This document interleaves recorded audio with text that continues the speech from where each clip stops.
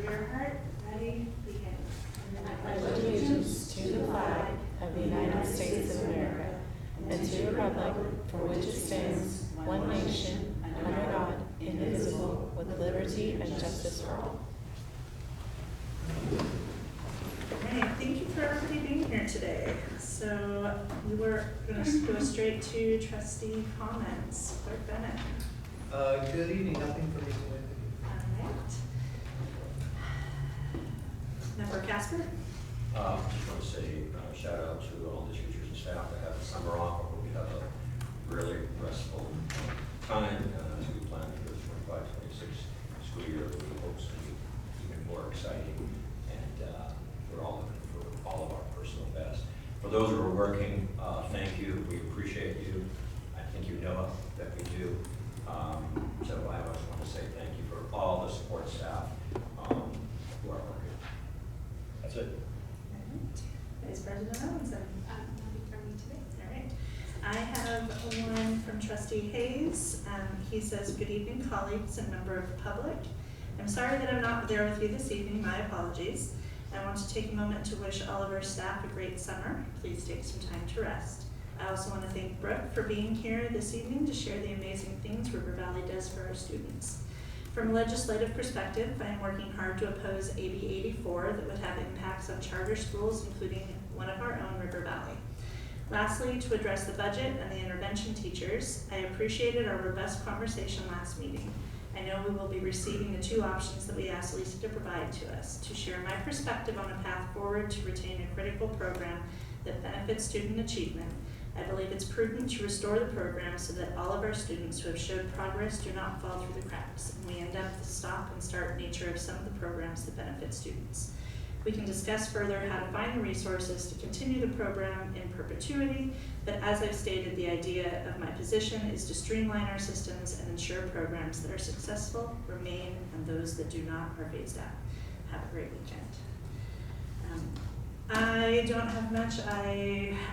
We were here 2 weeks ago. Since then, we had Rhonda's retirement party. I thank everybody for coming out for that. I also attended Steve Moll's retirement party. Thank you, Mr. Duncan, for being our MC for that one. That was a really nice one as well. And then I spent the next week at the fair with our high schoolers, as well as we had 2 middle schoolers from LMS showing. So everybody did a great job. And then that is mine.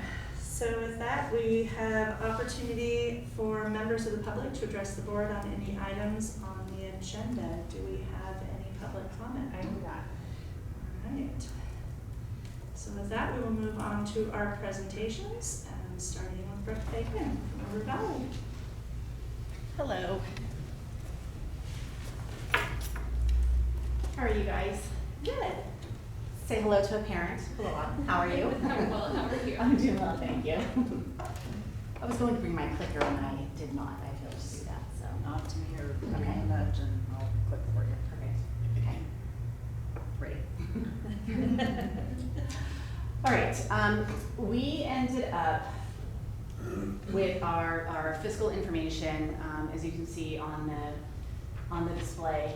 We ended up having an overrun this year. The state keeps throwing us money, but they keep throwing us money in restricted funds that we can't use, which is causing us to then have an overrun with our general fund and creating a little bit of a headache for us. We love the money, but when we can't spend it and we don't have a need to spend it, it just sits there and it creates some difficulty. We have been dipping into our reserves, and we ended up, those of you know from the last couple of years, that we have had declining enrollment since the pandemic. We've dropped significantly, and now we're trying to climb our way back up. Unfortunately, the reserves are still being spent, but the one-time funds are helping to offset some of that deficit spending.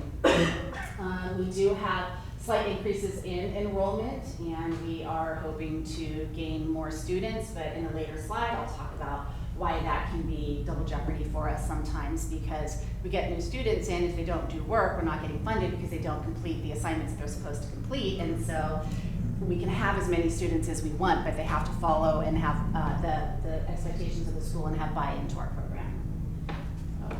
So We are ending in that position of $655,000, which is good, but again, we've spent some out of our reserves, which is, to us, not good. So, we started the school year with 230 students. We ended with 229. This is up from a couple of years ago, which is great for us. At our low point when we came out of COVID, we were at 218. So we've been gaining a little bit, but you can see on the right side, we lost 23 students during this school year, and the reasons for loss: non-compliance with independent study, 2 7th graders, 2 9th graders, and a 10th grader. We had 4 students who moved. 2 moved to North County, 1 moved to Imperial County, and 1 moved out of state. And then we had students who transferred to traditional comprehensive schools. One of those was a student who came to us from TDS and then came back to you to attend TDS. Surprisingly, I was actually kind of surprised when I ran the numbers that we didn't have more students that we lost due to non-compliance with independent study. Fortunately, the thing that really keeps us going is we have a very high ADA. We have to, because with independent study, our attendance is based upon work completion, so we have to track the kids and make sure that they're doing their work, otherwise we're not going to get funded. So P2 this year, we were at 228.71, down, we were up from last year, which was great, but last year was down from the prior year, so we're just experiencing loss and gains like you are, but to us it really does hit close to home because we don't get any other funds except LCFF and the one-time funds that are applicable to non-classroom based charter schools. But we are proud of our high ADA. Our board composition, we have 7 board members. 3 are current parents of students. We have 3 staff members, 2 certificated and 1 classified, and we have 2 community members. One of the community members joined this year. Staffing, we have 11 teachers, 9 full-time, 2 are part-time, 8 classified. 2 of those classified individuals are full-time and the others are part-time. 1 school counselor, 1 executive director, and 1 dean. We did have a changeover this year. I was standing in line for a flight in December to go see my husband's family for Christmas, and I just happened to check my email, and in that email, my school counselor said, I'm leaving. And there was some difficulty with her father who lives in Oceanside, and she needed to just pick up and go. There were health concerns with him, and so we've had a really difficult time in the early part of the semester. January and February in particular, making sure that all of our seniors had their transcripts dialed in and everything that they needed in order to apply to colleges and universities, which we got it done, but it was definitely a stressor that we weren't anticipating, and it caused a lot of sleepless nights. Fortunately, our former counselor, Michelle DiDamasso, helped us out and did a lot of work with us to make sure that our students were settled in. We had 3 staff members retire this month, and this is, on a personal note, just heartbreaking for me. 2 of the staff members were there when I started at River Valley. This was my 25th school year there. And one, you'll see on a later slide, was there for 26 years, and one was there for 27. So it's going to be really interesting next year not to have them there, because they've always been such beacons for the school community, but also for teachers. They were, they helped to sail the ship to get us all, to have buy-in to this great program, and now they will be gone, so it'll be very interesting. I don't necessarily do well with change. No staff members were given pink slips this year, and we did hire 2 teachers last year to replace 2 of our teachers. The 3 teachers who retired, 1 was full-time, and then 2 of them were part-time. So we ended up hiring 2 teachers who, I'm so excited. I hired 1 English teacher, and I said, chances are you're going to be teaching AP English language. And she said, okay, I could do that. I taught honors before. I said, how do you feel about going to AP by the Sea conference? She's like, I'm up for it. So we signed her up, and she's going next week to the conference. So very excited about that. So these are the 3 teachers who are leaving. Mr. McGowan was hired first out of the gate, and he stayed at River Valley for 27 years, which is really interesting considering the history of charters in the state of California, that many come, many go, and to be with the school for as long as he was, not really knowing whether or not there would be any stability, is a testament to both of them. The fact that they ended up working as diligently as they have, especially because we're a startup charter school. We're not a conversion school.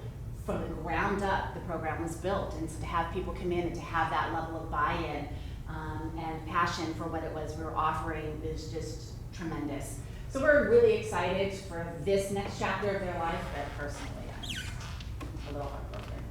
And then we have Ann Horn, who was a teacher with us for 15 years. She was a part-time teacher, only wanted to be part-time because she writes. She's a writer as well, and she is now going on to her next phase in her life also, but they'll be missed. So we have some assessment data for our math growth for reading and math. We did the K-12 math. You'll note that I have 2 10th grade listed here. The asterisks with the 10th grade indicate that bottom row were students who tested integrated math 2 instead of the MAP growth 6 through 12 math. Overall, our scores are looking actually really good in math, not so much in English.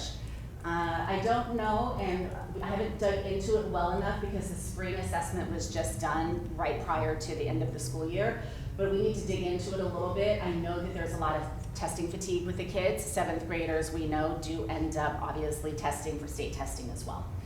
So we need to dig into that and find out what's causing that dip. The same thing with seniors. You'll see that they dipped 7, the percentage decreased by 7% for ELA.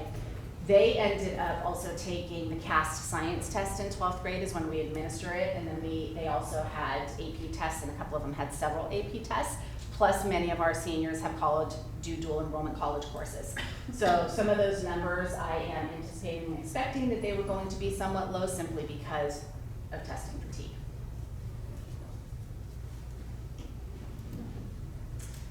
For our PSAT, this is really exciting for us. So these are overall scores. The next 2 slides actually show the reading and writing and then the math. We anticipate, based upon raw scores, that we will have 1 National Merit Commended student and 1 National Merit semifinalist from next year's graduating class, so the current juniors. One of the juniors ended up taking the PSAT and scored 1520 on it, a perfect score on the reading and writing. And this particular student is well within the band of the semifinalist ranking. The other student, the commended student, is right in the middle of the commended student band, but there is the possibility that the commended student may be bumped up to a semifinalist as well. And if that's the case, there are a lot of scholarships that they can then apply for that will help them out tremendously in their next phase once they move on and identify where they're going to go to college. So our kids do well. Obviously, we have to attribute this to the fact that we have very few EL students. These are native English speakers. But we also just have a bunch of kids, and even if you look at the data from their 7th grade all the way to now, if they've stayed with us, many of these students were not great students academically when it comes to math, but then they have just excelled at the time that they've been here with us, which is just fantastic to see. They do well. For our AP students, we have an 83% pass rate for the students last year, which was actually down from the prior year. Last year's test was AP language and composition. We rotate that. This year's scores AP literature. So these results don't come out until July, and students can take these assessments typically in May. Well, they're always in May, but the results don't come out until July. So these were the prior year's group of students. Our students, all 7 of them, have passed the AP Spanish test. We've actually had all of the students who've so far taken AP Spanish language, all of our students have passed. So we have a couple of things that happened with our students this year. One, we have a junior, Carter Teasdale, who was selected for Team USA for the Dragon Boat World Championship in Germany in July. and another who, well, same student, who was chosen for Team USA for outrigger in Brazil in September. His mom ended up emailing me and saying, yeah, Carter doesn't know if he's going to do it because he doesn't want to miss school. I'm like, well, first of all, you're in an independent study school, so that's like, takes the cake if you want to do that. That's fantastic. But he's still on the fence about doing it. But he for sure is going to Germany next month. And which is fantastic because it's U24 and he competed with a lot of 20, 21, 22, 23-year-olds, and he was 16 years old and ended up getting it. We had two seniors, Anastasia or Tazia Abood and Ava Abood, both graduated with dual state seals by literacy in Spanish and Chinese. I want to give a shout out to our 8th grade class because we have never had all of our 8th graders pass every subject. And there's a caveat with this. We had one student who ended up failing math, but all the other students passed all of their other classes, and we've never had that before. We always usually have students who end up failing. And part it's middle school, they're still learning how to be students. And with this crop of 8th grade students, we are expecting to see quite a lot from them. And I point this out because they were very much impacted by COVID. And so coming up this year and seeing the great strides that they've made, we're just super excited to see what they're going to do in the future.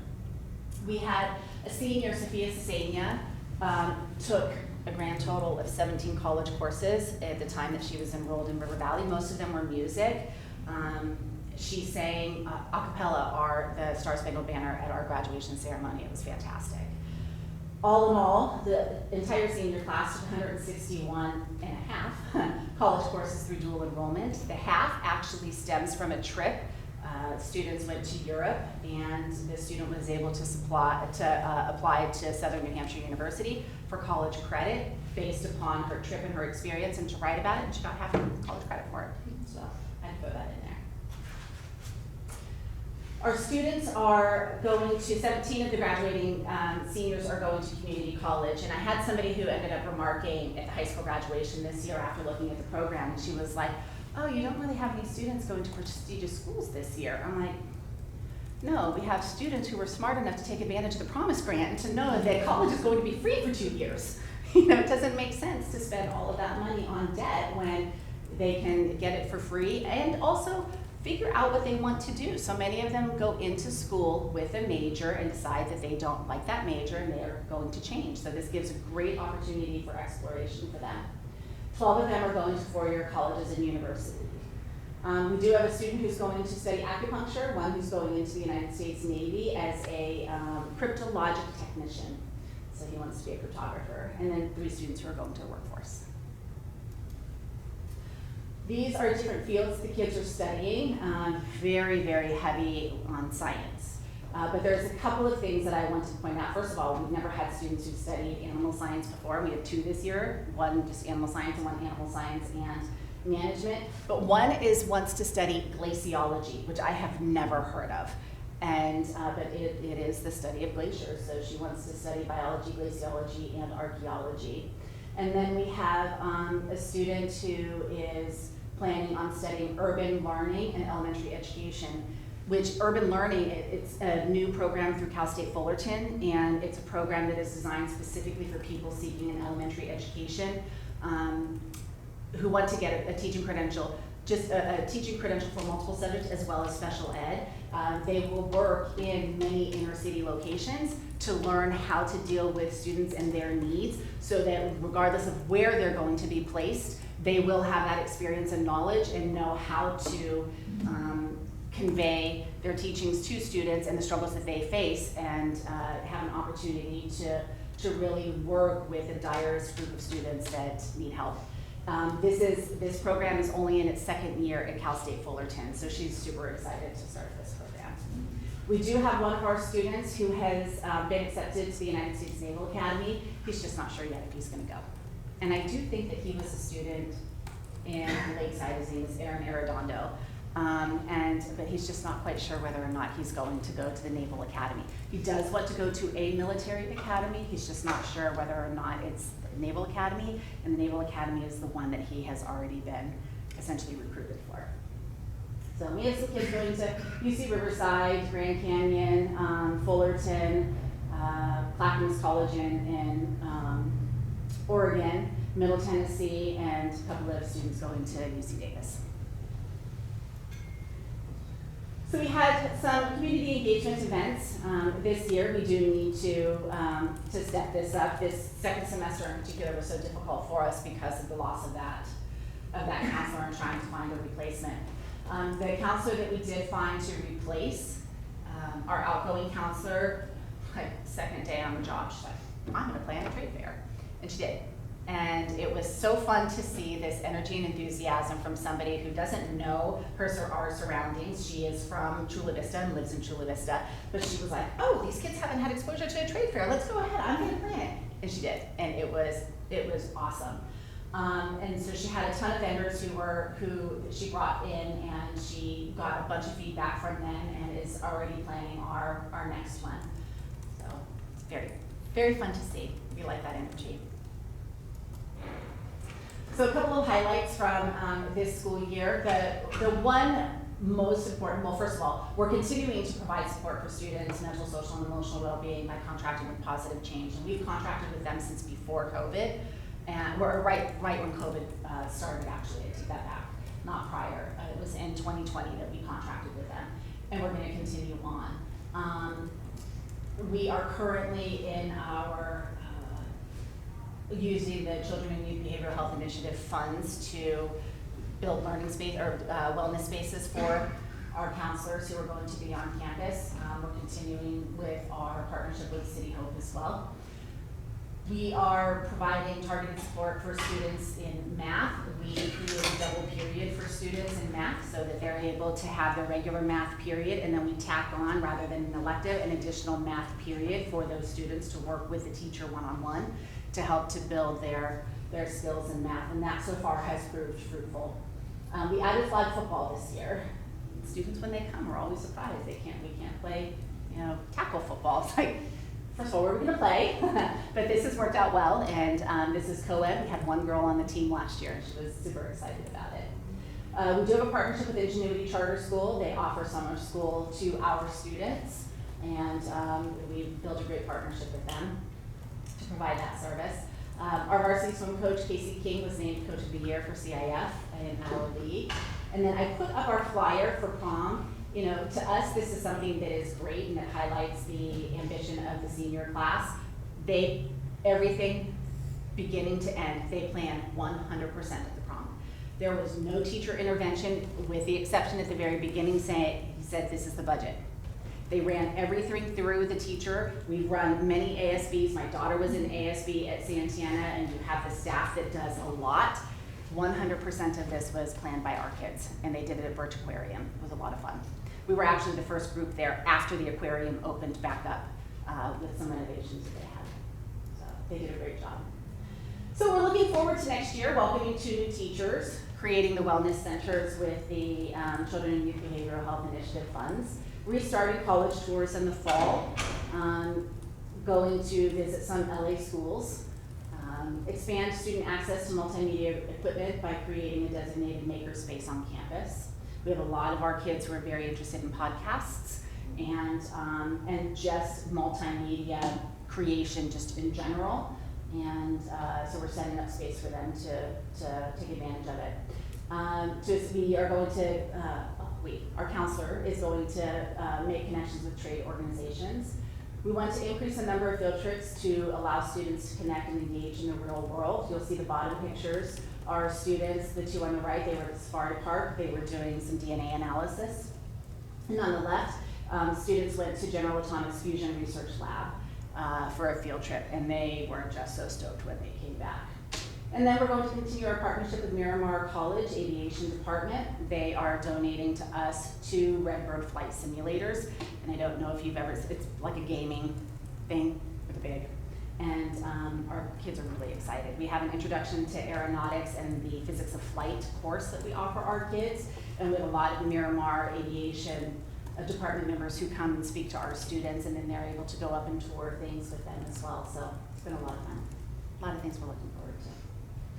So thank you very much. You have no idea. On a completely separate note, I mean, there's just so much stuff with charter schools that are going on that we're reading about. And everything that happens with the abuse of funds and stuff like that. And Lisa knows I kind of make it vocal that it frustrates me every year having to gather all of the documents and go through the process of the oversight. But I'm so grateful that you guys do it, because any conference I go to, anywhere I go where the charters are talked about, you need to contact Lakeside. They do a fantastic job of oversight. They know what they're doing on the back end. They keep us accountable, but they keep themselves accountable as well. Because you took a serious commitment on by, well, not you guys, but your predecessors took a serious commitment on by chartering us, and it's a lot of work. I know it's a lot of work. And when I talk to Sam and other people, and then Sam's like, oh gosh, it's about it again. But I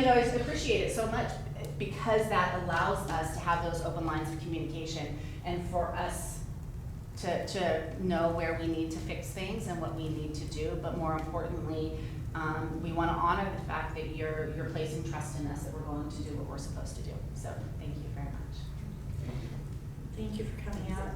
I enjoyed the trade show and career fair. I brought my youngest son, and surprisingly enough, he gravitated to ones that I did not think he was going to, like steel manufacturing, things like that. It was like random things. But it was nice to see all the kids go around and have them be able to check out some new things.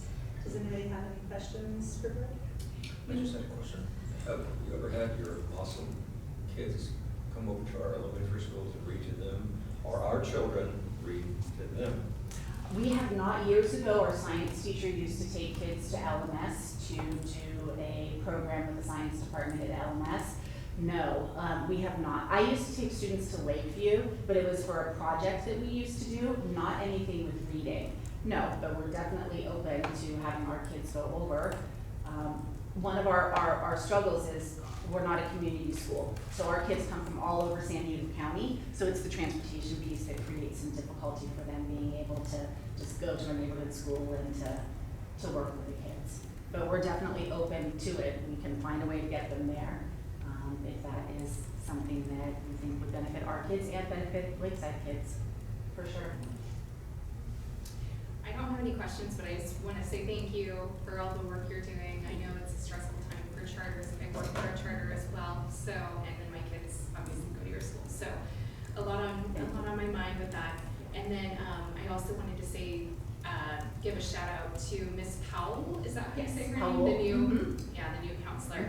She helped immensely with Tristan. He's trying to get his biliteracy seal, and so he has to start college courses next year, and it's a lot. So she was very helpful. It is. Oh, thank you. Yeah. Thank you. That's great to hear. I will definitely pass that along. Thank you. Yes. Good. Yeah. Thank you so much for coming. Have a great summer. Thank you very much. Thank you. All right, next on the agenda is Dr. Winspear with our updates on the new report card. So you have this big binder right Yes, yes. I will walk you through it. Thanks, Rachel.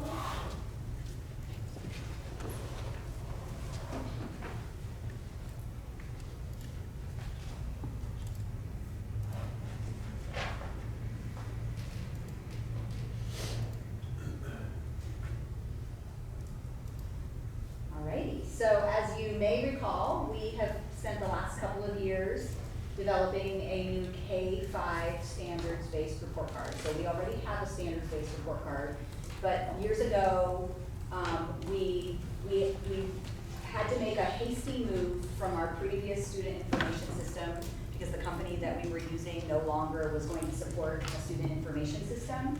So I was not in this role at the time, but the person who was in this role before me, they had to very quickly select a new student information system. When we did that, we were very limited in our options for what they had available for a report card. So it had been on the list for a few years to have a report card committee and develop a new report card because the Infinite Campus can work with us to build a report card. We just hadn't had the time to do that. So we had a standards-based report card, but there were a lot of changes that teachers wanted to make. So 2 years ago, we started a report card committee. The original plan was for it to be a one-year committee, but we ended up wanting to do a lot of things. So we spent the first year developing what the new report card would look like, and then we spent this year developing support materials because we also felt like there weren't enough materials available to inform parents and to support our teachers in completing the report card. So that's a high-level overview. I'm going to talk to you a little bit about who was on the committee, the process that we went through, the actual report card and documents that are in your binder, and then the pilot that we did at the end of this year and what's going to happen next. So these are the folks that were on our report card committee. This committee, it was very rigorous because there's a lot of opinions amongst teachers about what they want in the report card. So it wasn't like one meeting where we were like, okay, this is what we're gonna do. It was literally we did so many cycles of input and feedback and input and feedback and input and feedback within the committee, but then also outside of the committee. So this is how that went. In year one, we wanted to focus really on getting input because I knew that there were a lot of people that had a lot of different ideas about what they wanted the new report card to look like. So we wanted to make sure everyone had a chance to say what they thought. So we started with a thought exchange survey for teachers and parents to hear from them what they wanted to see in a new report card. Then we, as a committee, reviewed our current report card and we made a list of like, what do we love about it and what do we absolutely need to change about it. Then our committee members went to their school sites and further but got more feedback from the teachers at their sites and said, okay, this is what we think needs to change. What do you guys think needs to change? So then they brought that feedback back again to the committee. Then we made our tweaks, and then we shared out some sample report cards of what we thought the report card could look like, and again, got feedback from people in the field on what they liked or didn't like about that. We also spent time analyzing report card formats. So we looked at report cards from a variety of different districts that have standards-based report cards, and we kind of looked at that against what folks were telling us that they wanted.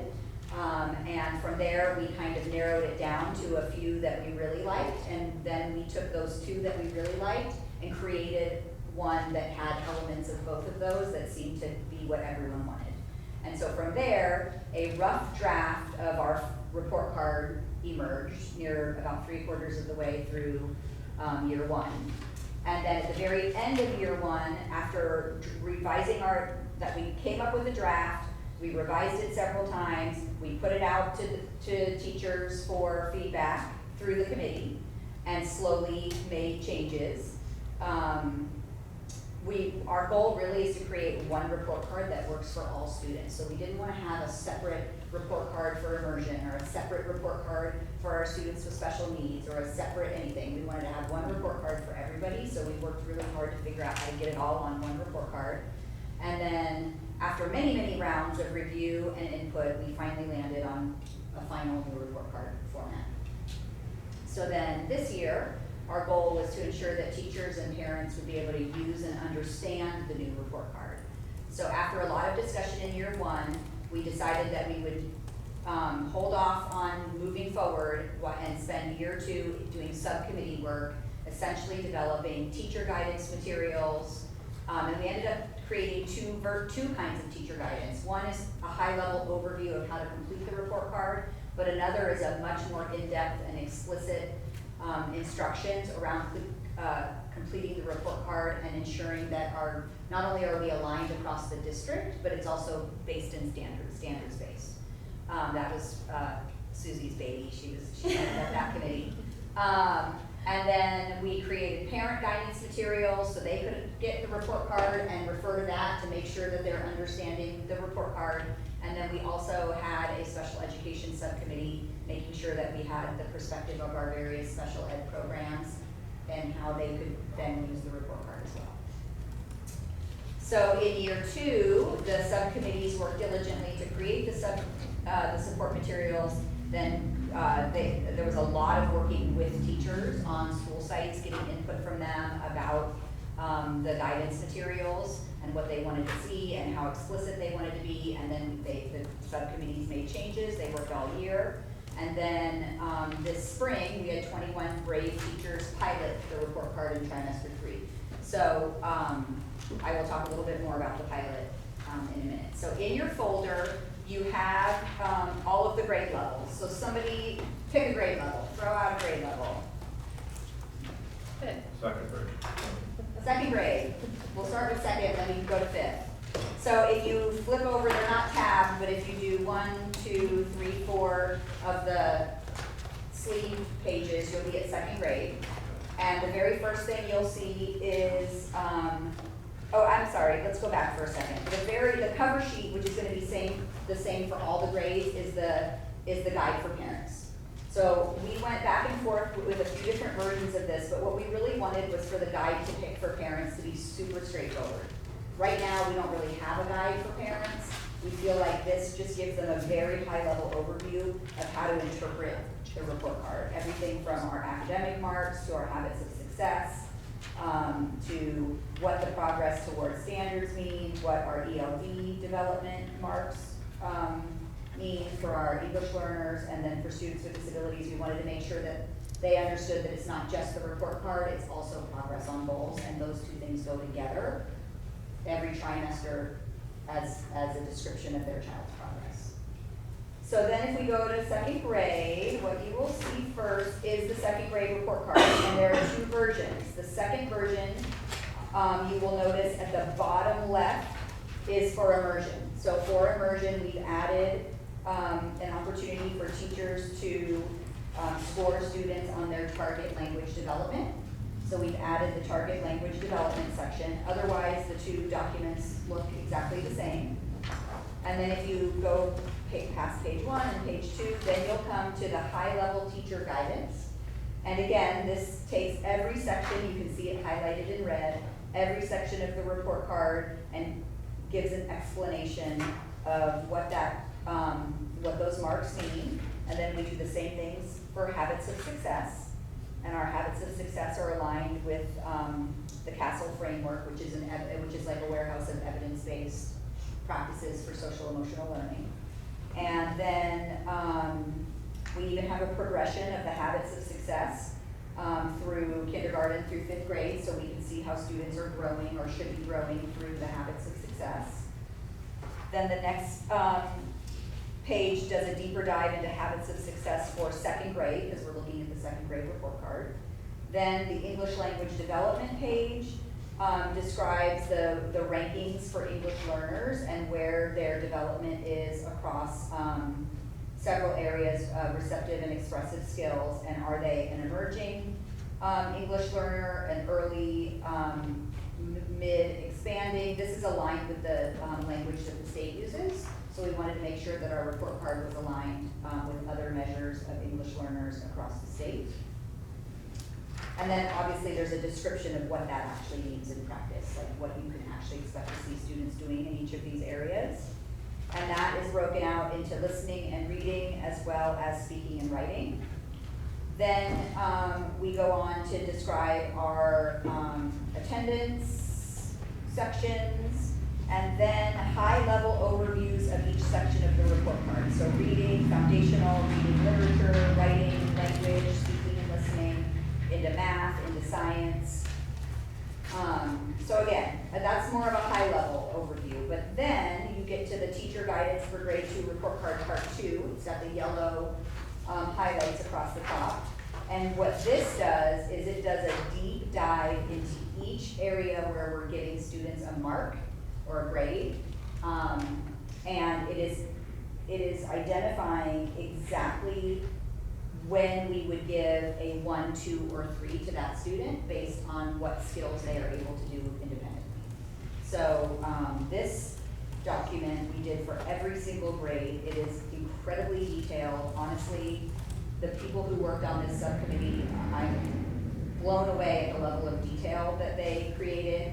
But what I love about it is that this is the kind of explicit guidance I think that a lot of our teachers want, because they want to know that if I have a kiddo that's reading this many words per minute, that they're going to get the same grade as another student that's reading this many words per minute. We want it to be the same, again, back to alignment across the district. We want everyone to be using kind of the same metrics. Thank you, good word. I was gonna say standards, but we're using those, that wasn't the right word. Thank you. Can you just keep whispering the appropriate words into my ear as this meeting goes on? It's late in the day. That we have the same thing for every single grade level, and it's individualized, at least the teacher guidance part 2 is individualized for every single grade level. And again, Susie and Carrie, it was sat down with teachers from different classrooms and different schools and got their input, and it wasn't just the 2 of them, it was many people who worked on this. Again, I'm super excited and impressed, and the feedback that we got from the pilot teachers was how much they loved this and how much it supported their ability to be confident about the grades that they're assigning to students. So,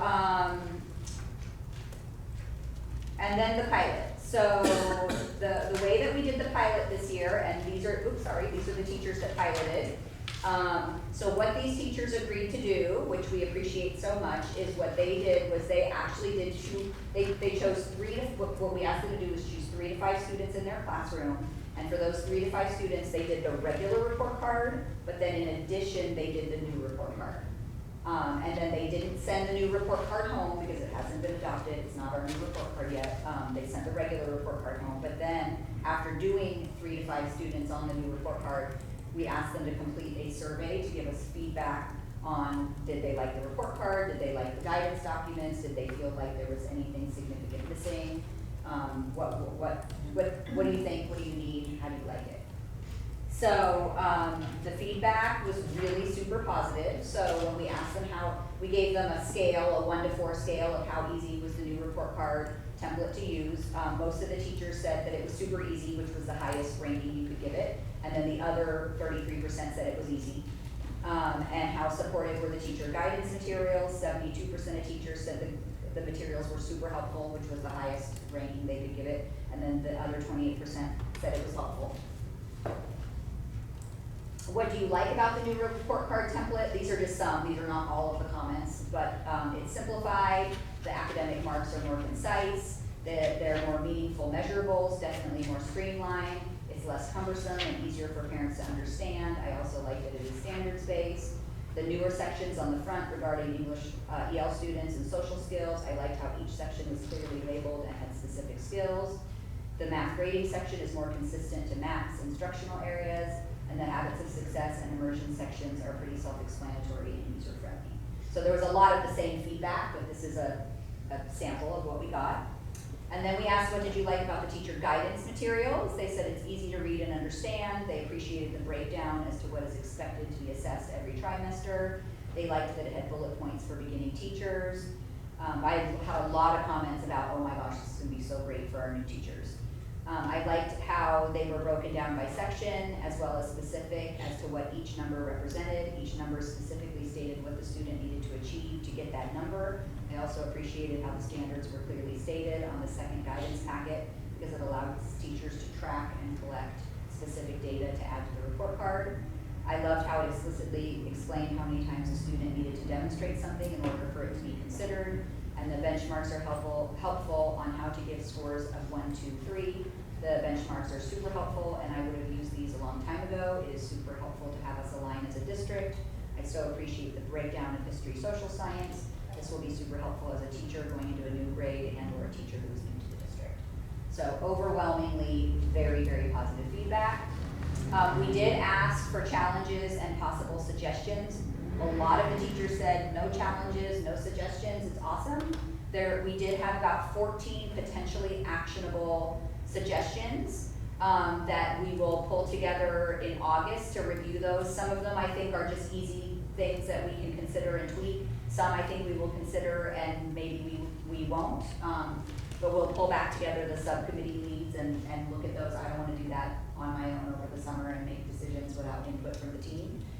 We won't need to actually use the new report card until the end of trimester 1 in November. So we have time to make a few minor tweaks. And really most of the challenges and suggestions are not about the report card, they're about the teacher guidance materials. So just little tweaks we could make to maybe be more specific in the teacher guidance, but the actual report card, I think someone found one spelling error, which, I mean, I knew that somebody would find something, because no matter how many times we went through it, there's always something, but overall, the feedback about the actual report card was super duper positive. And so next steps, in August, we will review the suggestions and make edit that our committee chairs feel will make the report cards more clear and actionable. Then we will publish the finalized entire packet to everyone. And then we are already planning on using district-wide PLC number 1 in October to give teachers time to collaborate around the new report card right before the report card window opens. So they'll have time to sit down together as a grade level team and say, you know, let's talk about a student, let's look at how we would grade them, let's calibrate and get aligned with what's going to be expected from the new report card. And do you have any questions? Not, does anybody have any questions? Yeah, well, not a question, I just really think this is incredibly detailed, and all the people that were involved in it, and not only I think the teachers will like it, but I also think, I hope the parents will like it, just as well, the other stakeholders, right? And it's so detailed for all the grade levels, and hopefully everything will be tweaked and ready for the final version. Thank you. This is the final versions, other mean- than the minor tweaks we will make to the teacher Yeah. guidance, yeah. Thank you. Great job. Thank you. Thanks. All right, next up is Beverly Jimenez. I'm gonna try to do this mirroring thing. I figured out how to mirror just my slideshow, have my notes electronically. We'll see if not, I have a backup Ooh, page. you're gonna have to Just teach in me how to case, do we'll that. see if this actually works. Let me go ahead and try.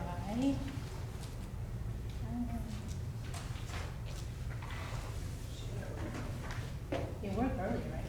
Where you could see your Yes, notes? where I could see them. Oh, I have never been able to figure that out. Okay, here we go, let's see. Let me see if I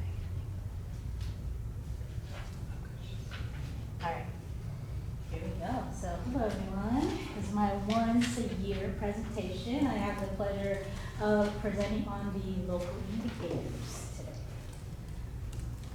So just to kind of recap our dashboard, which we hear about all the time, it is an accountability model that is designed to help us educators and families identify the districts or school strengths and then areas for improvement.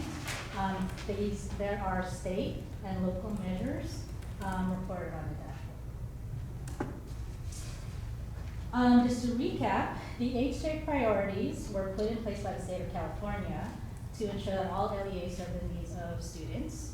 The progress the LEA makes in the 8 state priorities is measured using 11 indicators, 6 of them being your state indicators, which is the ones you see on the dashboard, like academic indicators and such, and then 5 of them are the local indicators, which I'm presenting on today. In addition, we also use this local indicator process to inform our LCAP. So, it's important to note that the data collected for local indicators, specifically those measuring priority 1 and 2 and 3, is based on a thought exchange survey that we actually administered in May.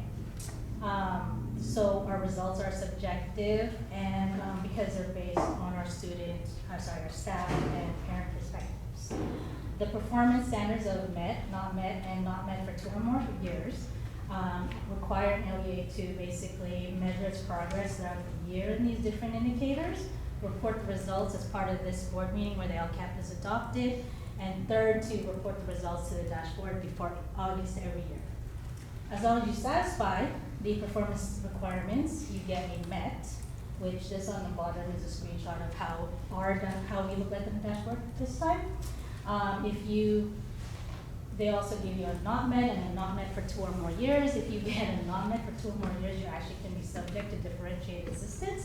So you have to make sure that we do these 3 requirements to prevent that. For priority 1, Lakeside, we usually measure the progress in meeting the Williams settlement requirements at 100% at the site level. And we also address any complaints or deficiencies we have in these areas. So more specifically, we measure progress by looking at appropriately assigned teachers, instruction materials, and also the condition of school facilities. So based on the data we received, we won't receive the teacher data, the TAMO data, until the fall, so we don't have that yet. But we do know that for books, 100% of our students actually have access to curriculum materials at home and at school, so every student has access. In terms of facilities, and this is actually nice, is we actually only had one school this year who did not meet the good repair standard.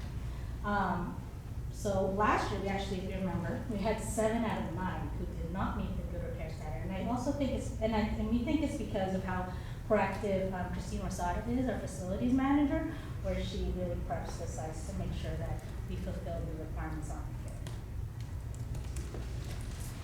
So we also annually measure our progress in priority 2 and 3. And then we also report that, as mentioned previously, data was collected through a thought exchange survey for these 2 priorities in May.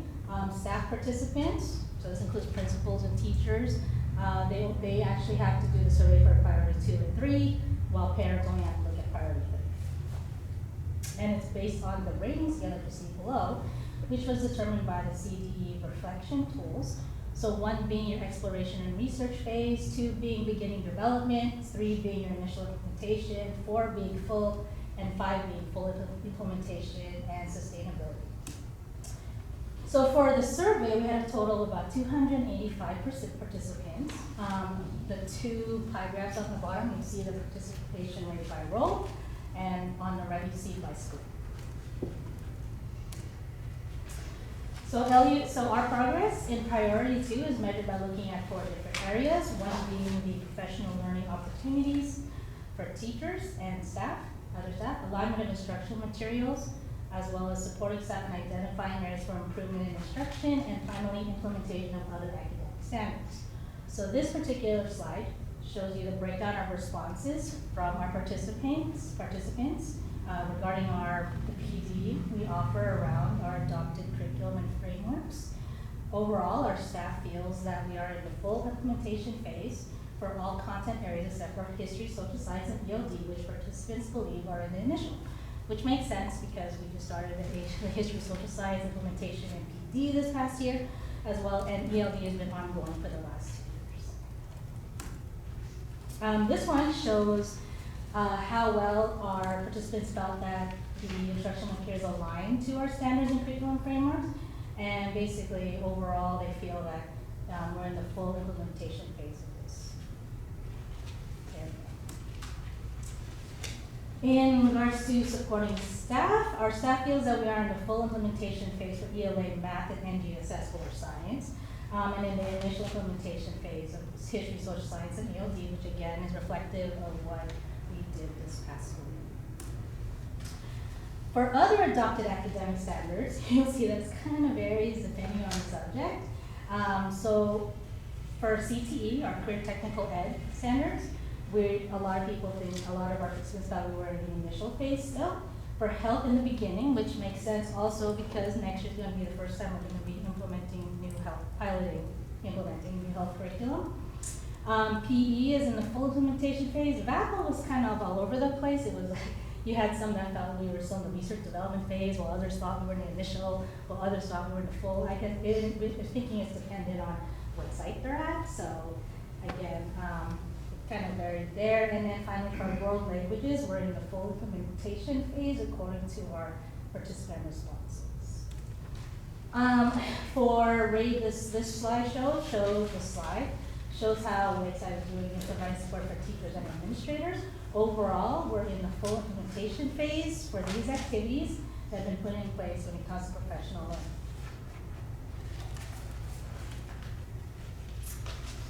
Priority 3 addresses our progress in improving parent involvement and family engagement. There are 3 areas that this priority covers, one being building relationships between school, staff, and families, the second being building partnerships for student outcomes, and the third being seeking input for decision making. Overall, survey participants believe that the district is in the full implementation phase of these different practices that you see on the slide. In regards to building partnerships for student outcomes, participants believe that LUSD is in the full implementation phase, which was pretty much the same as last year.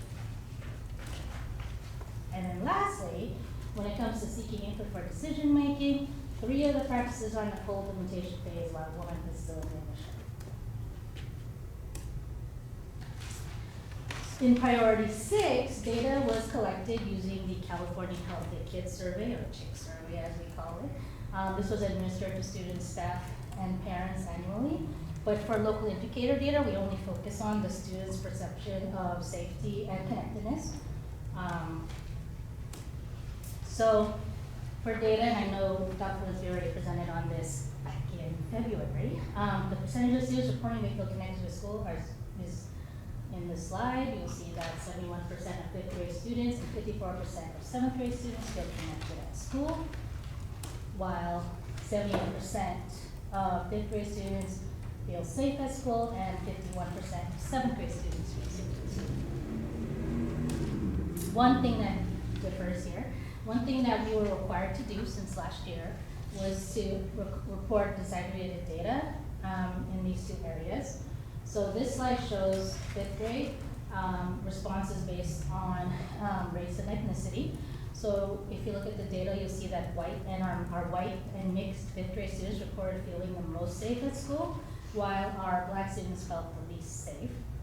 In regards to school connectedness, mixed race students felt the most connected at school, while Black students felt the least.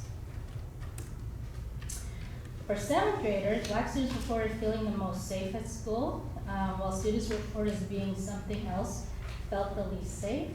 And white students reported feeling the most connected, while students reported as being something else reported being the least connected. In addition, student perception data of school safety and connectedness based on program and status was only available for 7th grade students. So looking at that, we notice that our LTEL, or our long-term English learners, is the student group that feels more safe and most connected at school. Lastly, for priority 7, this is where we measure the progress and our progress in the extent to which we provide. We offer access to a broad approach of study for our students. So we use a variety of measures and tools for this, everything from our student information system on campus to the development of master schedules. Many of the differences in access depend on the grade level as well as the program status. For example, elementary school students, since they are in self-contained classrooms, they have access to all subjects, while middle schoolers, they have to enroll in subjects and they have a longer day to make sure that they fulfill all their requirements. Another difference is that our gen ed middle school students have the option of taking 2 electives, while our other students, these student groups, our SCCR student IEL teachers, usually have 1 support class that they're automatically enrolled in, and they have a choice of 1 elective. So again, some of the barriers with providing access to a broad course of study of all students having that is that not all our elementary schools offer an immersion program. And again, as I mentioned before, in middle school, our students with disabilities and our English learners have access to only one support class and 1 elective, versus their gen ed peers who get a choice of 2. So to summarize, for next steps, we plan to continue implementing the SPSS framework in all aspects of our educational programming. We plan on adopting a new health curriculum for all grade levels next school year for state requirements.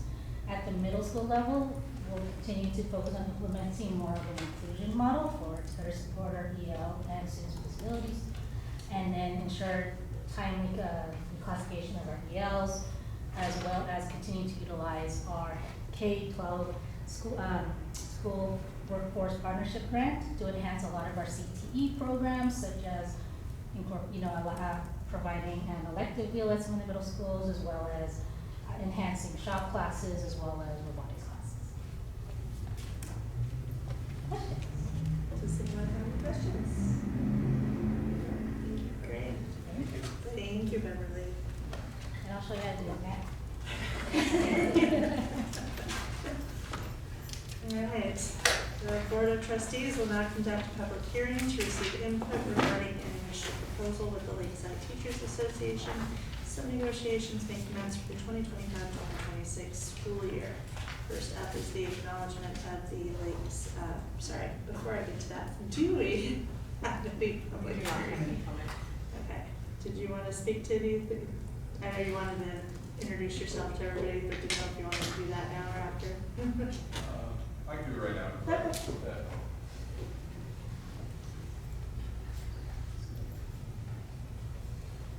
It's a good time. I was going back and forth if I was gonna say something or not, but Hey. I guess if I'm good at calling people out, so there we go. For those of you who don't know me, my name is John Duggan. I'm a 8th grade math teacher at Lakeside Middle School. I run the guitar club there and the school DJ there. I'm also just finishing up my first year as the head negotiator for LTA. In the 4 or 5 years that I have been doing this, I've learned a lot through the process. Sometimes things can be more contentious than others in the discussions that we have, but I do feel that both sides of the table right now really are working to meet the needs of the teachers and the students in our district right now. And the discourse that we have is productive. We're sharing our knowledge with each other and working to help everyone out. So I appreciate the other side of the table, the hard work that they do, and looking forward to seeing you back at the table in the fall. Thank you. Thank you. All right, with that, we will close our public hearing. And on the first item is acknowledgement of the LTA Sunshine to the district for reopener and negotiations for the 2025-26 school year. Were there any questions on that document? Okay, so with no objections, we acknowledge the Lakeside Teachers Association Sunshine to the district for reopener of negotiations for the 2025-2026 school year.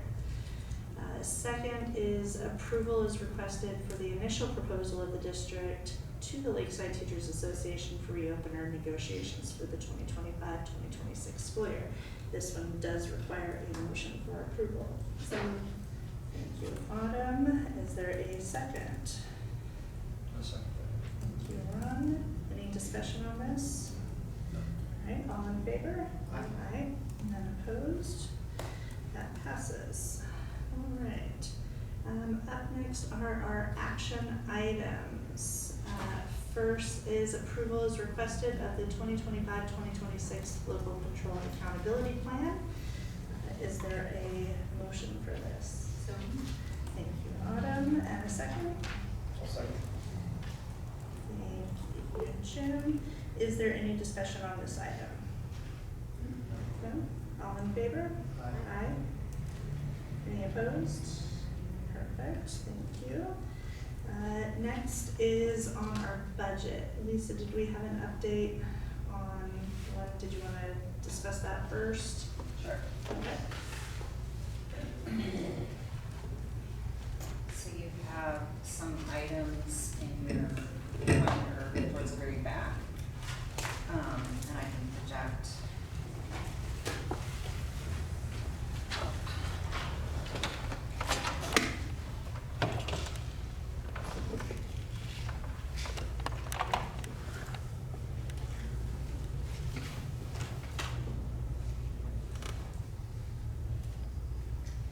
So at the last board meeting,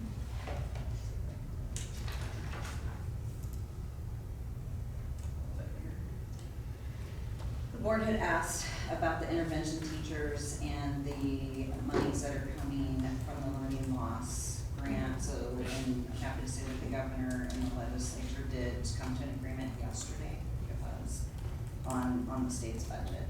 So, so we will definitely, at the August 14th board meeting, I'll be bringing back a revised budget in line with the 45-day revision that the state allows us to make any kind of material revisions to the adopted budget. So I'll be doing that.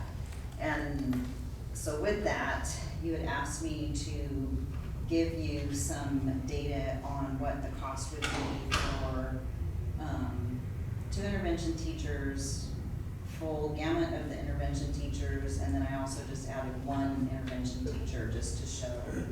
So the first page, and the one that I'm showing up here is, since we follow our collective bargaining agreement for the teachers, there's a seniority piece on that, so,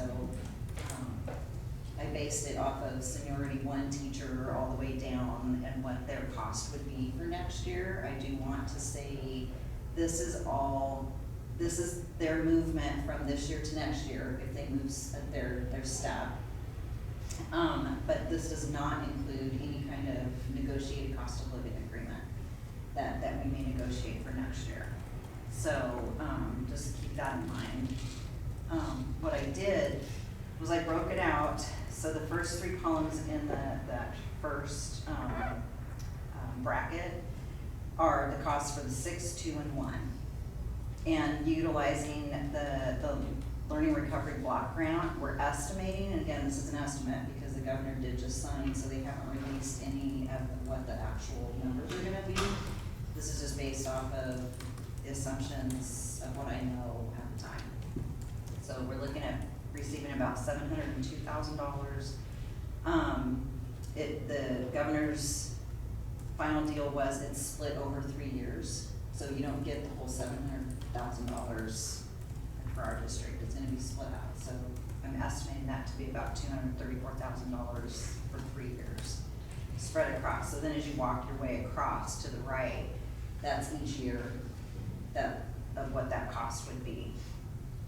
And then at the bottom, it says, I put what, after you take off the 234, what the district would be short if we funded all of this. This is just the first part. This is just utilizing the grant. Since these are existing teachers that are supposed to be classroom teachers, but would be pulled out, we have to replace them with a temporary teacher.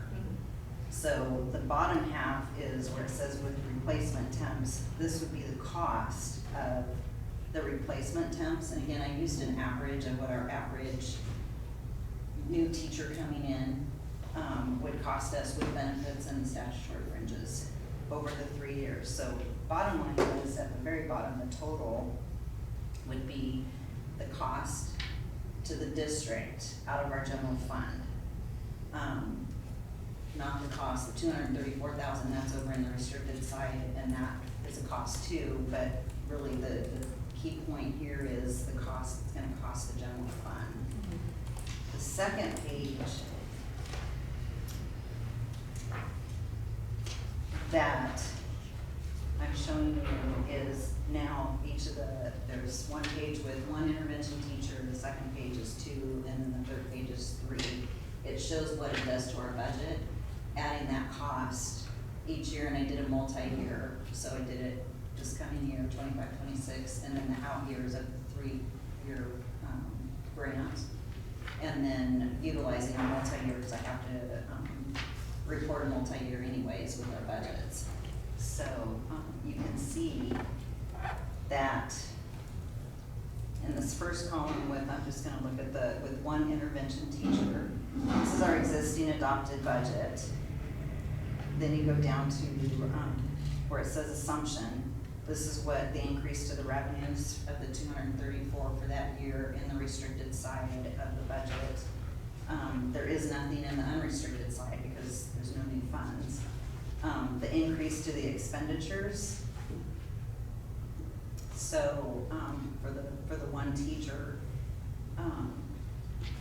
that increase would be the 234. The 66 that's the replacement of the teacher. So that's the offset of moving a teacher over to be an intervention teacher, and then we're hiring a new temp teacher, so that's increasing our expenditures because we're adding another teacher. So it takes us down, it shows right now our current reserve, dollar amount and percentage, and then what the assumed reserve dollar amount and percentage would be over the next 3 years. So then with each page, it shows 1, 2, and 6, what those costs would be and what it would do to the general fund budget. And that's really where I want to focus on, is in running these numbers. And after after our conversation at the prior board meeting, this 25-26 is a pivotal year for us because we're coming out of, I think you recall me saying that we have been able to utilize the 3-year rolling average of our ADA.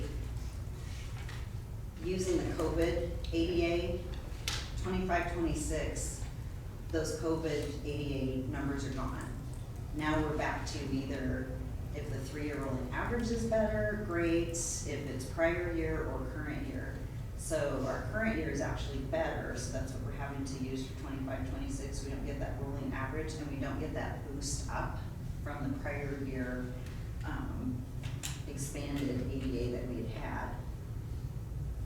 So now we're back to our norms. Like we're either gonna have current year or prior year. I doubt the 3-year rolling average is really gonna work out for us moving forward. So this is our cliff. That was the soft cliff that I've been talking about when, from years back, that 3-year rolling average was gonna help us not do a deep dive. It was gonna help us slow. This is the year where we've hit, and now we're gonna, in the out years, more than likely, stabilize out. So this is a rough year for us, 25-26. I would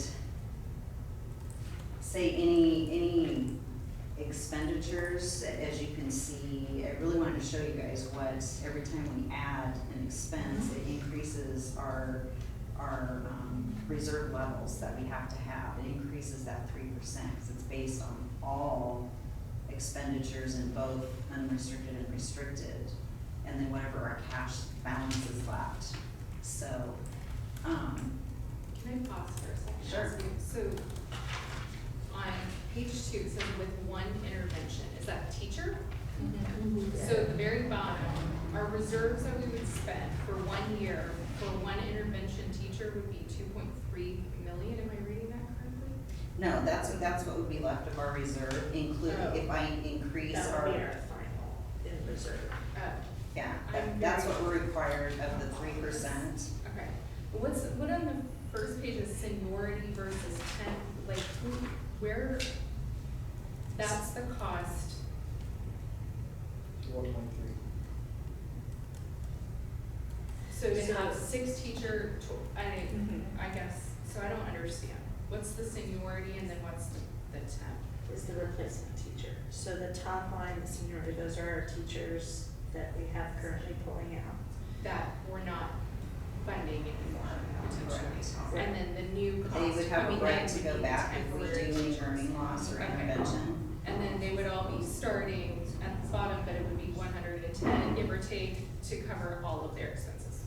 That would be Per to teacher. bring in a replacement. replacement teacher to Right. teach in the classroom.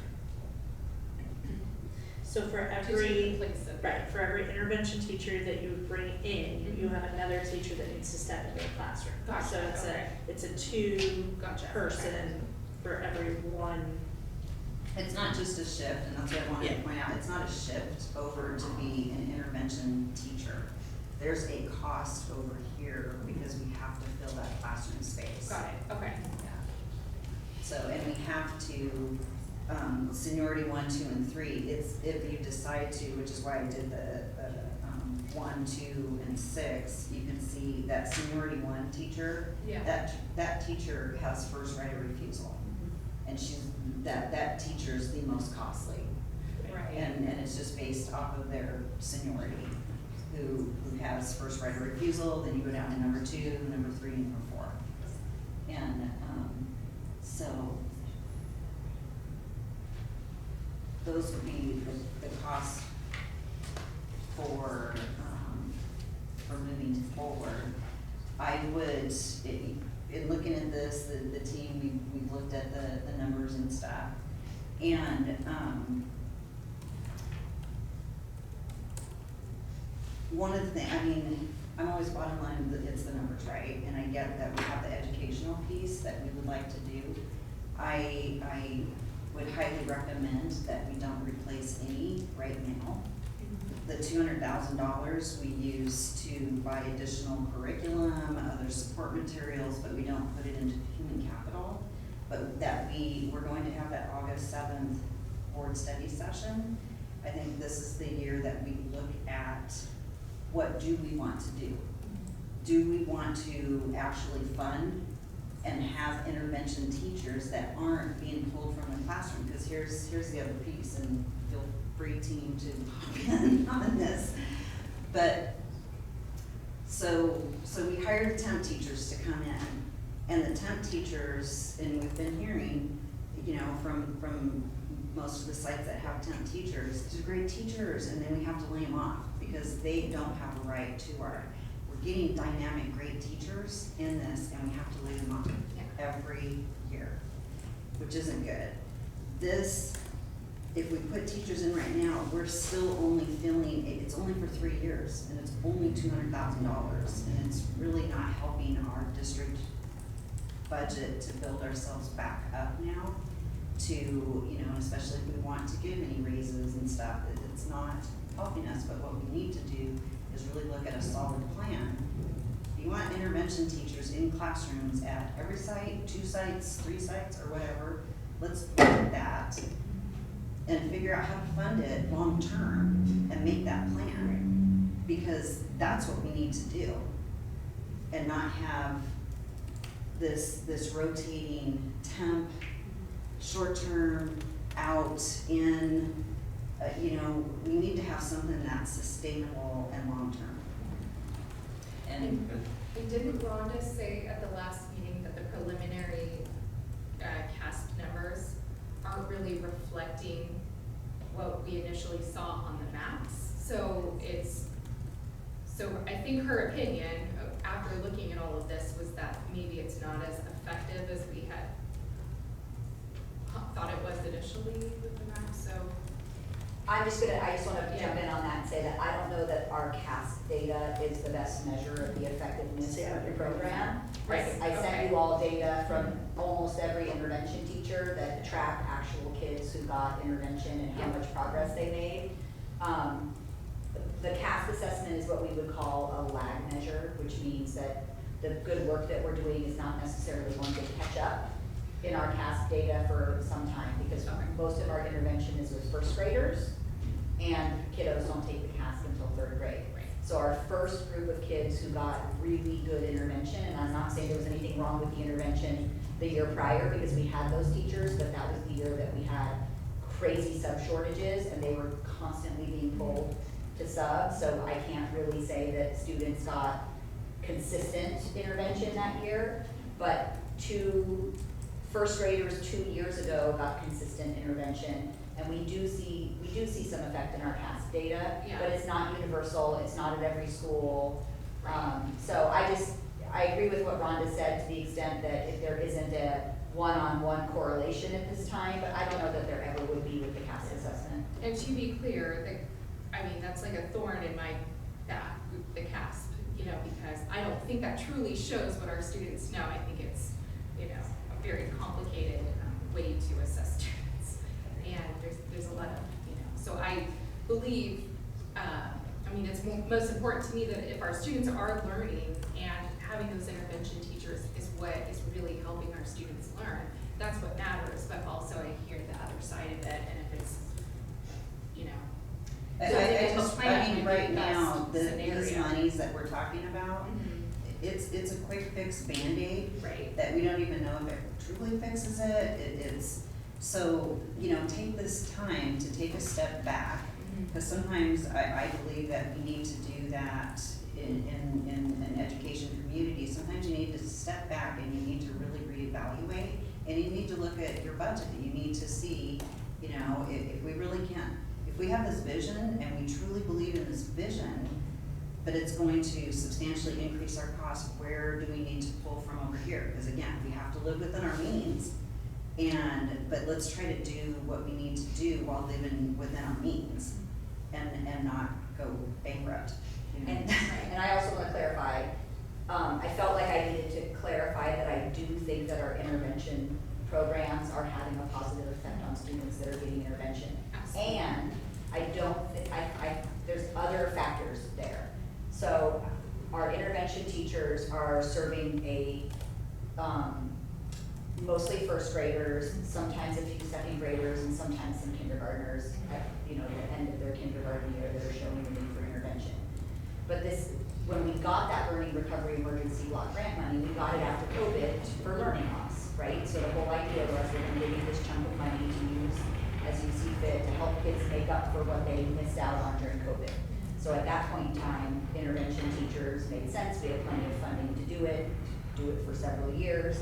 But it was never designed to be into perpetuity.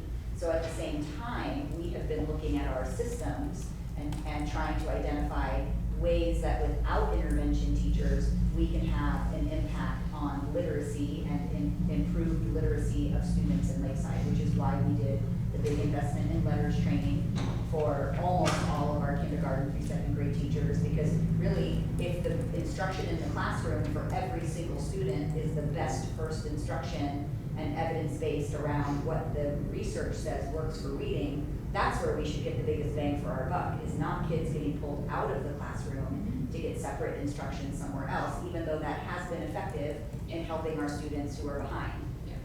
The other thing is that we've talked about it last month, that's also why we are looking at adopting the U-Fly program, because another big missing piece in our adopted ELA curriculum is that phonics piece. And so again, by adopting that and giving our teachers training and support, again, that touches every student, not just the students that get pulled out for intervention. So at schools like Lindo Park and Lemon Crest, where a lot of the students qualify for intervention, it's just not possible to touch every single student, at least not to the extent that they need the intervention. Whereas if we've got best first teaching happening in every classroom, we're going to touch every single student. So while we've been anticipating that this money was gonna run out, we've been over here strategizing on, okay, this money is gonna run out, what do we need to do that's gonna be best for all of our students' outcomes? So I just wanna point out that while we've had this money, we've been planning what we can do when we don't have the money, so that we have things in place that are gonna meet the needs of all kids. But I'm also, I can't say that the program isn't impacting kiddos, because I shared the data with you and you can see that, some kids made a little bit of progress, some kids made a ton of progress. There's a lot of factors involved in that, not just are they getting intervention, right? It's readiness to learn and, social emotional stuff, and attendance at school. So at the end of the day, I feel like it's important to me to acknowledge that the program is effective, but it's also important for me to acknowledge that we created the program knowing that the money was going to go away, and that we needed to do something else to ensure that we were able to meet the needs of kids around literacy. A couple things. Thank you for putting all these figures together, and I understand it, I look at it, and we hear that, okay, well, maybe the teachers need to do more of the curriculum rather than pull out program, right? I think we should be looking at what the intervention teachers are doing, how we can help us. I support keeping this program. I hate to see us every year, 25, 26 school year, okay, we're gonna have it year after that, year after that. I'd like to know what they're doing more, and we can support them in more tools, more curricular type things, more training. I know it is costly, but I support our intervention teachers for the next year in our elementary schools, but we need to support them. We think there may be some difference with some of the kids. That's wonderful. What ideas, share that with us, right? If it's not much of a learning curve in another school with intervention teachers, okay, well, what do you need? What's not working? We can't just look at a test score and say, well, this child, has spent a whole year in the intervention program pulling out that child. The progress is just really not so good, right? We need to support those intervention teachers and find out what's going on. How can we help you? Those teachers that are having a lot of success, share that with us. Come to the meeting, okay? Talk to these other teachers. We will help you. but I don't think we should cut these programs. And the bottom line for me, and I know it's a budgetary item, we're talking about that, is dollars or kids. You know, I'm gonna side with the kids that need our help. And what will happen in the following year, the 26-27 school year, we can't speak to that yet. But I know we've been going through this every year. And so that's my feeling on it, that let's work with those teachers. Let's look at other curricular type things they can do. And they have a lot of factors that are in play with these children that are being pulled out, right? There's the kids that are struggling. Look at that. We need more intervention of our intervention teachers, right? And to support them. So I would be very disillusioned if we didn't go forward and have our intervention teachers in place for the school year. So that's my take on it. And I know it's, we're always looking at the budget because we have to live, Well, we have to. within our budget. But let's not cut this program. That's all I have. Thank you. Any questions, comments? Remind me, based on what you were saying, these are recommendations at this point, but we're gonna revise it later. So there's some options. So what we have is we will further discuss everything. It's one of our agenda items at our August retreat. So we'll be discussing it no matter what decision we make today. When it comes down to adopting the budget, our choice is you can adopt the budget as it is. We can adopt with a request to put into the August revised budget 1 intervention teacher, 2 intervention teachers, 6 intervention teachers. So you have, however the motion comes out, you're either going to adopt as is or you're going to adopt with a request for an amendment. We can also do, right now we have 5. The only reason we've got 6 on this sheet is because Okay. we have 1 coming back from Well, the correct, long-term but- leave. But I there's just still wanna there's point out, seniority. even if we add more than 2, Right. we're down at critical, like, we don't need and we're a qualified district, Mhm. period. Right. Which starts a whole nother. Yeah, so that's one thing I wanna point out is when we're looking at 6, the reserve is, so when you look at 1, we're starting at a 2.8 reserve for this coming school year.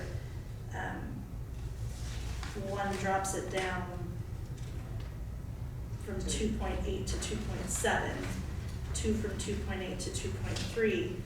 6 drops it down 1.8%, so from 2.8 to 1% reserve. So I want everybody to be aware, these are large numbers that we're talking about. And this is a big difference between, are we making it, and are we not going to be able to fund anything?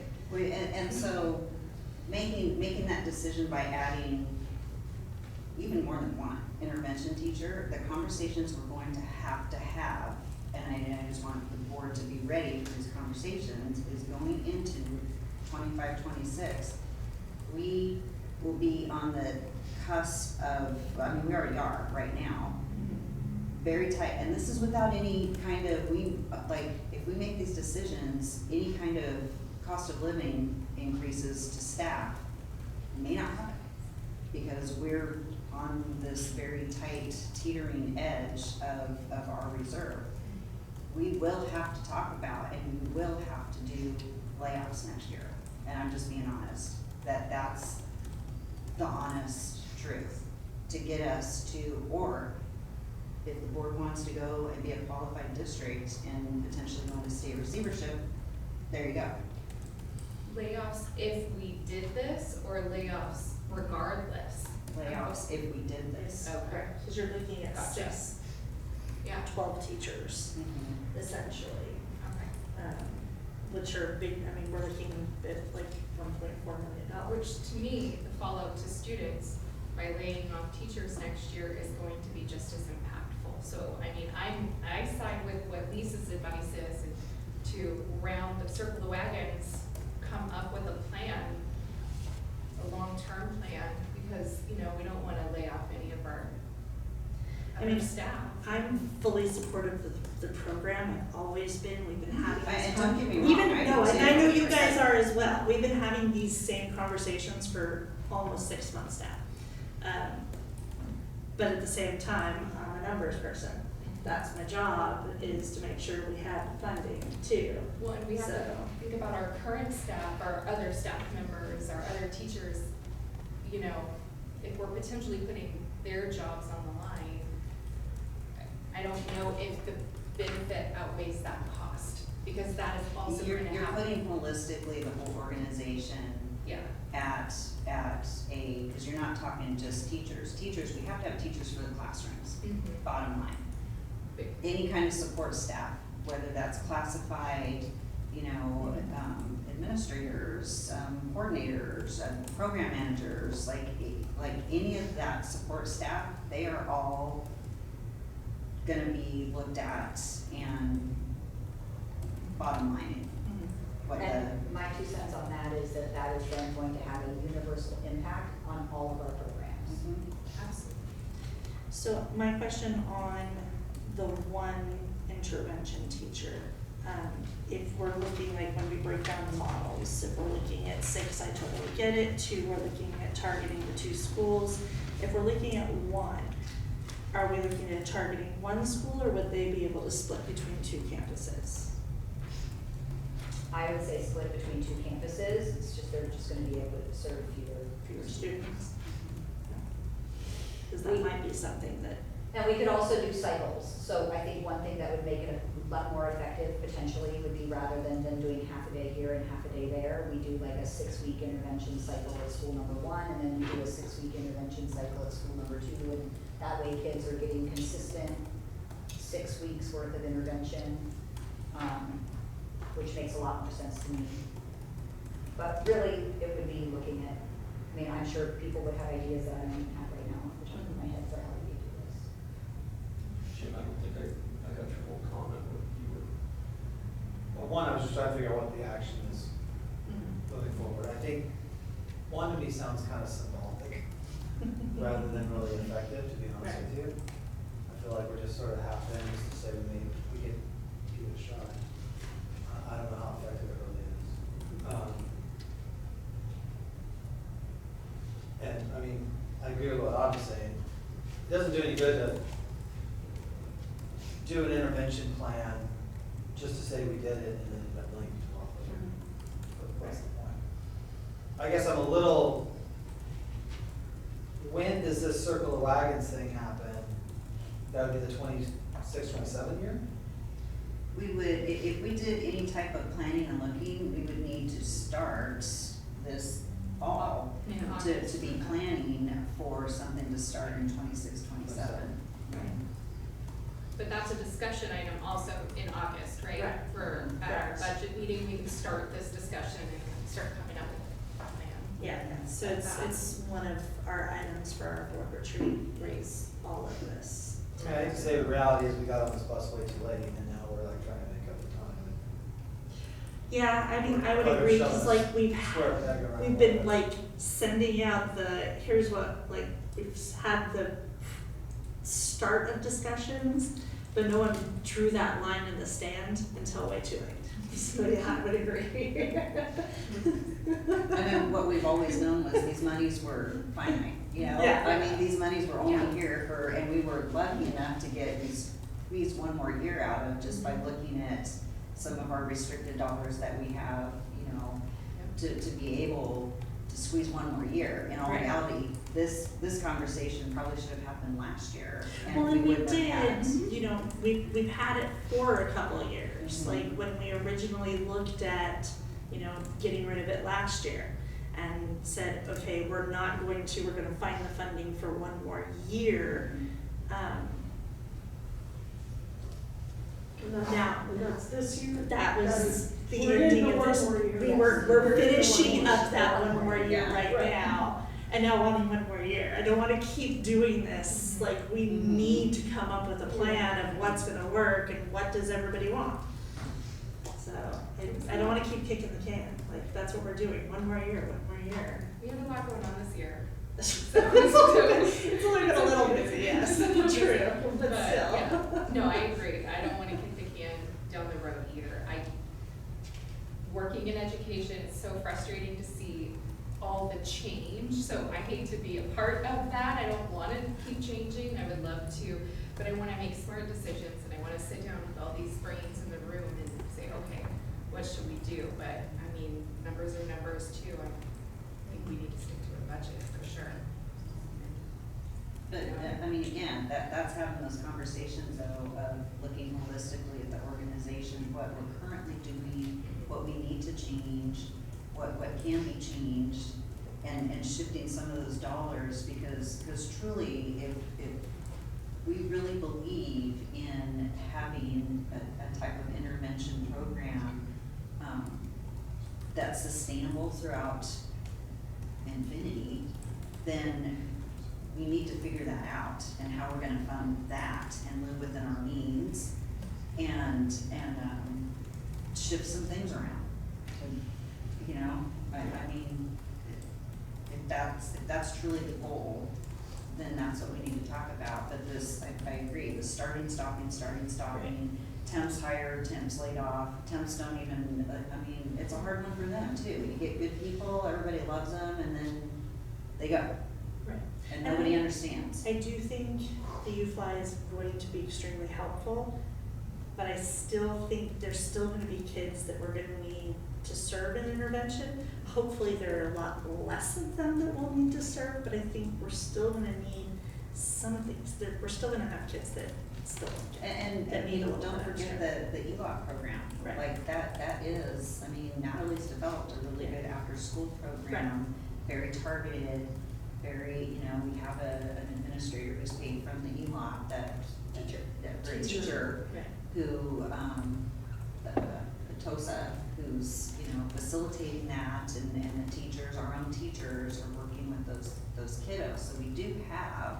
Right, but at the But it's same not time the too, same as the- sometimes after school doesn't work for some families. Exactly. So we need to be looking at how do we reach those kids then too. There are all conversations we need to have. I feel like this is kind of a flip-flop conversation. Like the board is trying to say, how can we give you more teachers? And what I'm hearing from you is, no, we're fine, we got these programs in place, we don't really need intervention teachers, we got UFly coming, we got this other stuff. Like, I'm not hearing from this side of the table, like, please, we gotta have more intervention, we need these two, like, you're advocating, I think, more for not having teachers.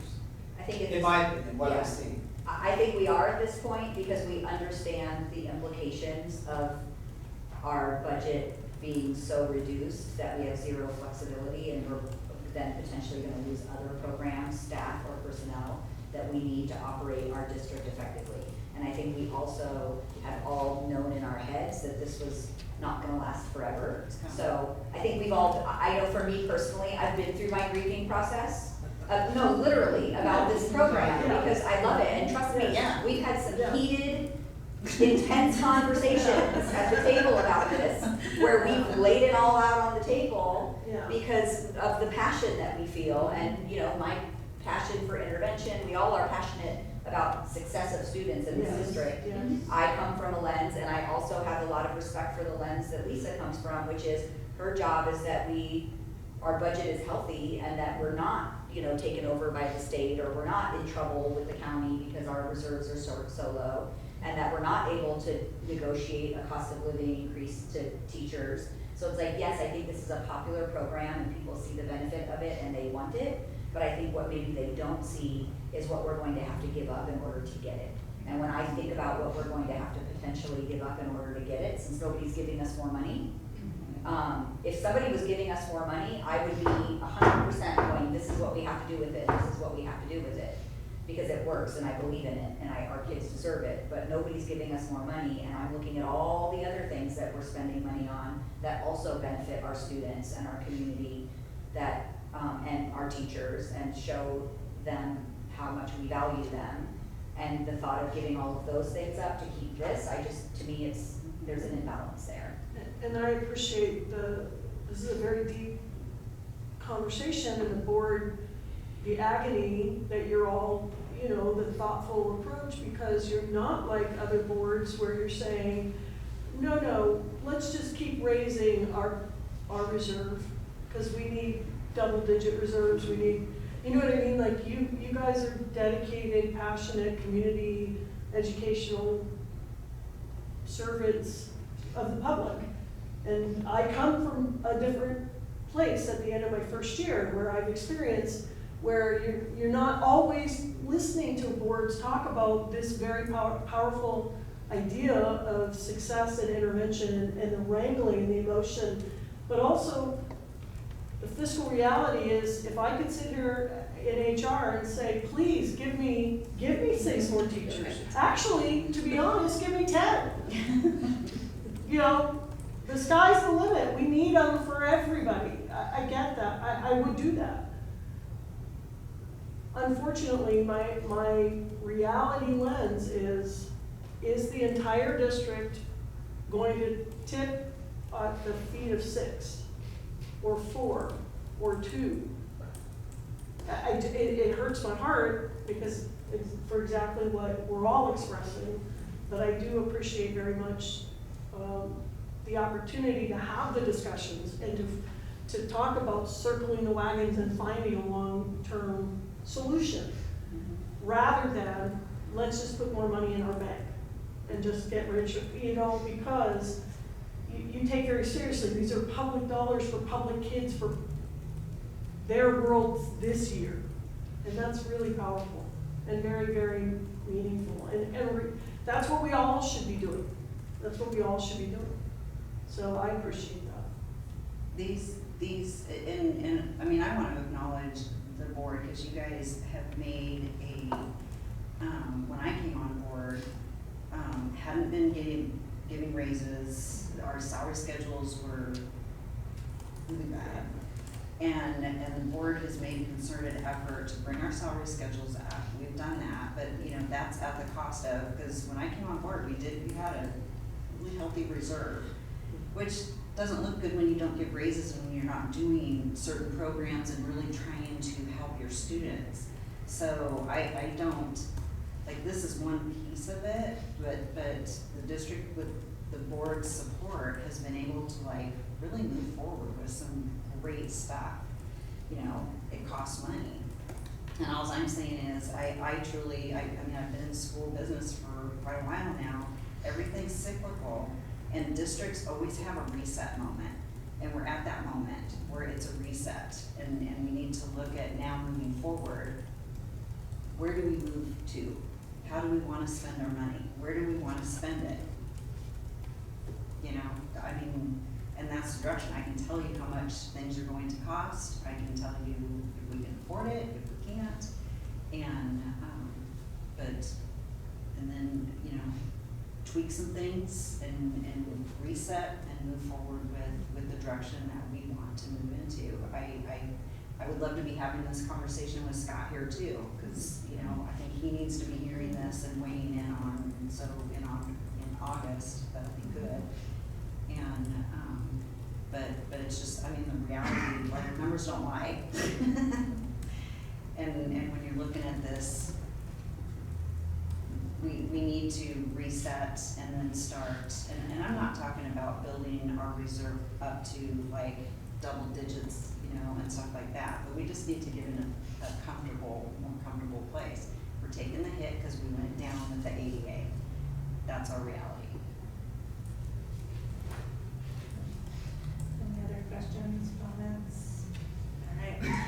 With that, I will open it up for motions regarding the adoption of the 2025-2026 budget and the 2024-2025 estimated actuals budget report.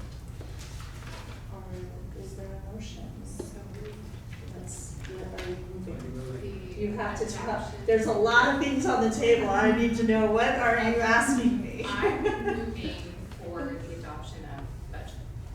Okay, is there a second for the adoption of the budget as is? I'll second. Okay, is there any further discussion on this item? Okay, I'm I'm going to go ahead and roll call vote it, just so that we can make sure everybody knows. Jim? Ron? Okay, so this is the budget, The- excluding our discussion. on Correct, this. the budget as it is. Okay, yes. So you approve the budget as it is, okay? Autumn? I am also an aye. All right, that passes. That then moves us on to, let me get back to my stuff. We will now move on to designating items to the consent agenda. Is there a motion to designate all items to the consent agenda? Anyone? I'll motion to, I'll motion it, that's fine, I got it. That's great, let's put everything on the consent agenda. Is there anything that anybody wants to pull from the consent agenda? Anything? No? All right, with that, I am looking for a motion to approve all items on the consent agenda. Thank you, Autumn, and a second? That's it. Thank you, Ron. All in favor? Aye. All right, none opposed, that, all those pass as well. Which moves us to our discussion items. Andrew's looking at some legislative updates. I don't have any right now. I expect that we will have some at the August meeting to discuss. Does anybody else have anything that they want to discuss on that item? No? Okay. Down over here as well. Juggling two programs. Okay, we have first reading of Board Policy 5131.8 on mobile communication devices. This was the updates on just some wording regarding student versus other wording. Do you have any questions or comments on that? No? Okay. With that, we will move to our reports to the board. I don't see Carrie. I hope she's enjoying her vacation. As well as Dave Myers, which means Lisa, you're up. Just want to say thank you for the lively discussion. I know it doesn't, I mean, it hurts, but it's just, we need to move forward and be fiscally prudent. And then again, rethink, re-envision what we're gonna do. But I really appreciate the board having these discussions because we all get to hear. We don't get to really sit down all that often, but we get to hear each other's thoughts and ideas and whatnot. Same with the team. Natalie and I have really good discussions, and I mean, we respect each other and we respect where each other's coming from, and sometimes we can meet in a happy middle, and sometimes it's just, sometimes it doesn't, either way, it doesn't happen, but I really enjoy it. Thank you so much. That's it. All right, Madam Dowling. I have nothing new, just thank you, and just HR busyness of hiring and getting ready for next year. Thank you. Dr. Winspear? I have nothing to report. I just want to echo what Lisa said. It's good, it's enlightening to hear from you all about what you prioritize and feel is important, and I look forward to more conversations like this in the future. With that, is there anything else that needs to come before the board? Yes. I did, I forgot I was gonna say this, in my comments and I forgot about it, but, I just wanted to say, my heart goes out to the family who lost the TK student this week. I know they had a memorial, or a, vigil the other night, and they have a memorial Saturday, so if anybody wants to go, I think the whole entire community is invited. I'll be at my grandma's funeral at that time, so, I won't be able to make it, but my heart goes out to them. Saturday. I'll see if I can find it Could you Saturday send at me a 10 note a.m. where it is? Yeah. Okay. Okay. Just trying to- With that, we will adjourn the meeting.